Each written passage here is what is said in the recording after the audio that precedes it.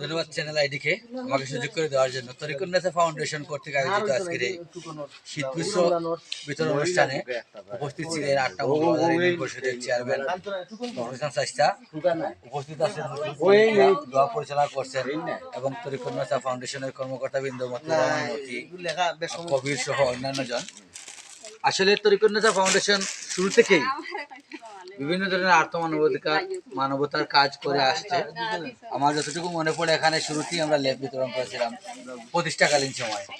তারপর থেকে বিভিন্ন জায়গায় টিউবওয়েল বিশুদ্ধ পানির জন্য এবং বিভিন্ন জায়গায় তরিকুন্নেসা ফাউন্ডেশন টিম, ঘরবাড়ি, শিক্ষা উপকরণ, খাদ্যদ্রব্য বিতরণ, রমজান মাসে ইফতার বিতরণ সহ সামাজিক কাজগুলো করে আসছে, যেটা মানে তুলনাবিহীন। বিভিন্ন প্রাকৃতিক দুর্যোগে দেখছি তরিকুন্নেসা ঝাঁপিয়ে পড়ে বিভিন্ন জায়গায়, শুধু সিলেটে নয়, সিলেটের বাইরেও তরিকুন্নেসার টিম কাজ করে।